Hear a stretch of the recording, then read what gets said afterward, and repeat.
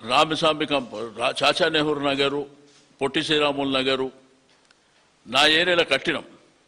ఎక్కడైతే స్థలాలు అవైలబుల్ ఉన్నాయో అక్కడ కట్టినాం. ఆయన ఏమంటుండంటే ఇల్లు కట్టిందేరే ఎవరు పోతలేరంట. మరి రా తీసుకుపోయి చూపిస్తా, ఎవరెవరు నివాసం ఉంటుర్రో నేను తీసుకుపోయి చూపిస్తా. మేమిచ్చింది ఫ్రీగా, ఏ రూపాయి లేకుండా హైదరాబాద్ రంగారెడ్డి మేడ్చల్ కలెక్టర్ల సమక్షంలో, ప్రజల సమక్షంలో, ప్రజాప్రతినిధుల సమక్షంలో లాటరీ ద్వారా తీసిచ్చినటువంటిది మీ మీడియా సమక్షంలో మేం చేసింది. కాబట్టి మీరు ఈ ఊకదప్పుడు ఉపన్యాసాలు మాని మీరు దాని సైజ్ ఎంతనో చెప్పండి. ఇల్లు కడతామంటే కాదు, మాలాగా డబుల్ బెడ్రూమ్ ఇల్లు కడతారా? మేము కట్టినట్టు 560 చదరపు గజాలలో కడతారా? చెప్పాలి. రెండోది, మేమిచ్చినట్టు పేదవాడికి ఉచితంగా ఇస్తారా? చెప్పాలి. ఇక ఇవన్నీ మాట్లాడుతూ మీ భూమి మీకే ఇప్పిస్తారంట. ఏది 22A మీ భూమి మీకు ఇప్పేయనికి ఎవరు నువ్వు? ఈ రాష్ట్ర ప్రభుత్వం, రాష్ట్ర ముఖ్యమంత్రి గారు ప్రభుత్వ ఆస్తులు 22లో ఏలో పెట్టిండ్రంటే అర్థం ఉంది. గ్రేటర్ హైదరాబాద్ సరౌండింగ్లో 100 కిలోమీటర్ల దూరంలో ఉన్నటువంటి అన్ని కలెక్టర్లేట్లకు మీరు ఇవన్నీ ప్రొవిజన్లో పెట్టి ఇప్పుడంట నాది పూచి నిషేధిత జాబితా నుంచి క్లియర్ చేస్తా. అసలు ఎవరు పెట్టమన్నారు మిమ్మల్ని? ఏం దందా జరుగుతుంది రాష్ట్రంలో? ముఖ్యమంత్రి గారు మీకు తెలియదా? ఈ 22Aలో పెట్టిన తర్వాత గడిచిన 2.5 సంవత్సరాలలో 30%, 40% లావాదేవీలు ఎవరు మాట్లాడుతున్నారో నీకు తెలియదా?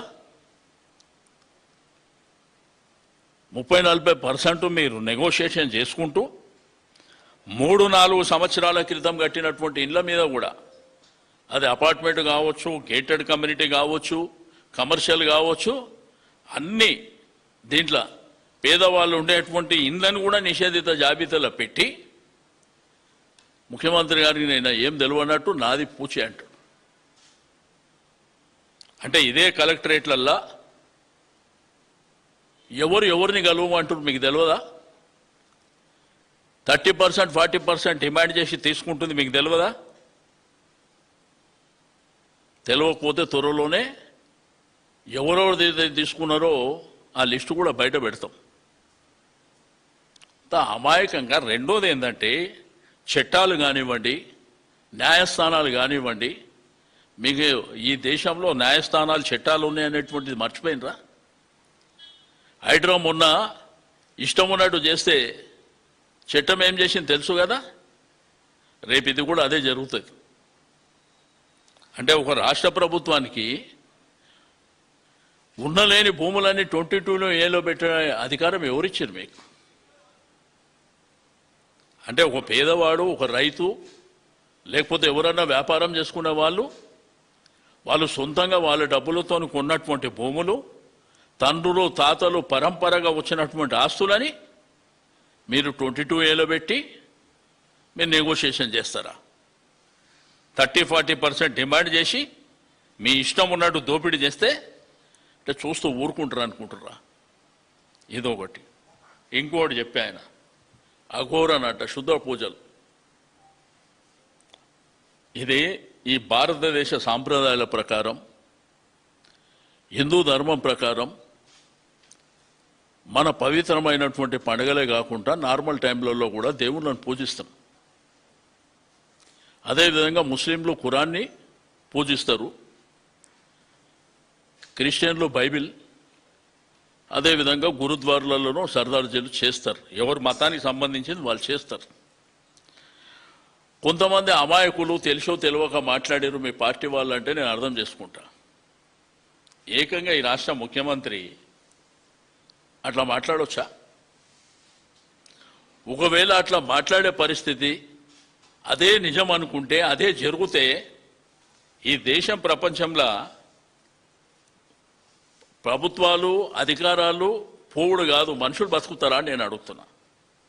ఇప్పుడు నాకు నీ మీద ఇష్టం లేదు, నువ్వు చచ్చిపోవాలని శూద్ర పూజ చేసిన అనుకో, చచ్చిపోతావా?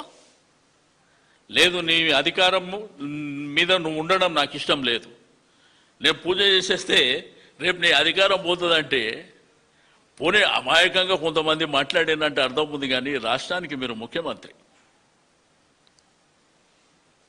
దాన్ని లింకు చేసి ఫామ్ హౌస్ అంటావు, దాన్ని లింకు చేసి ఇంకోటి అంటావు, వర్ణదేవుడు కరుణించిండంటూ మేమే మొక్కినాం కదా. ఇక్కడ బల్కంపేట ఎల్లమ్మ కళ్యాణం జరిగేటప్పుడు మొక్కినాము, మాంకాళి జాతరకు మొక్కినాము. ప్రభుత్వాలు ఉండొచ్చు, ప్రభుత్వాల మీద పోరాటాలు జరుగుతాయి ప్రతిపక్షంలో ఉన్నప్పుడు, రాజకీయ పార్టీలు ఎవరైనప్పటికీ, మేమున్నా వాళ్ళు ఉన్నా.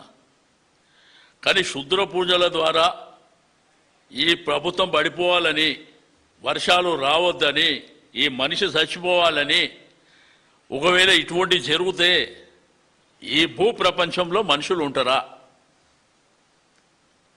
విఘ్నులైనటువంటి ప్రజలు, పురోహితులు, ధర్మాన్ని దేవుళ్ళని నమ్ముకునేటువంటి ఎంతోమంది, యాగాలు యజ్ఞాలను నమ్ముకున్నటువంటి వాళ్ళు కూడా మీరు ఆలోచన చేయండి, ముఖ్యమంత్రి గారు ఈ విధంగా మాట్లాడవచ్చా లేదా?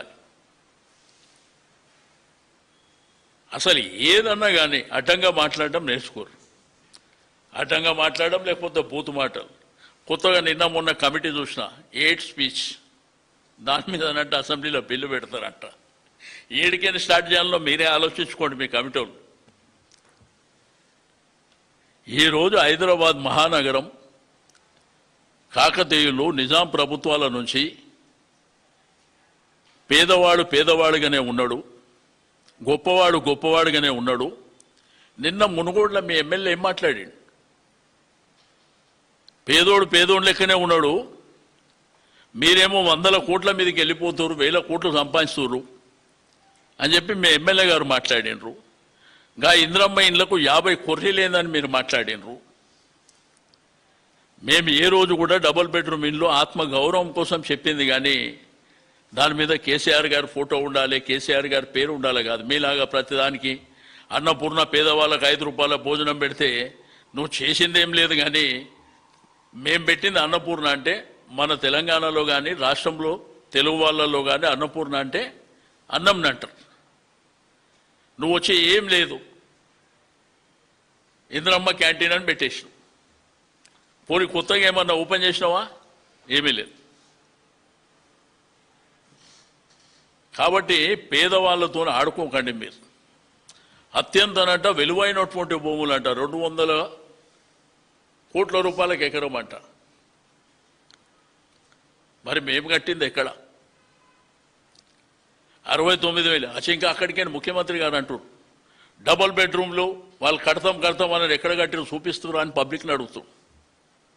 రా, మరి మీరు వస్తారా, మీరు ఎవరినైనా పంపిస్తారా? నేను తీసుకుపోయి చూపిస్తా. 109 ప్రదేశాలల్లో డబుల్ బెడ్రూమ్ ఉందా లేదా, దానిలో మనుషులు ఉన్నారా లేదా నేను చూపిస్తా తీసుకుపోయి. మేము పేదవాడు గొప్పగా బతకాలని ఆలోచించినాం, ఏదో ఇల్లు కట్టించుడు కాదు. దానికి కావాల్సినటువంటి ఆల్ ఫెసిలిటీస్, కరెంటు కానీ, వాటర్ కానీ, పవర్ కానీ,తో పాటు రోడ్లు బ్రహ్మాండమైనటువంటి, కమర్షియల్ ఏదైతే షాపింగ్ అవన్నీ చేసిచ్చి.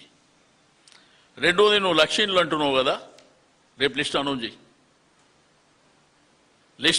రేపు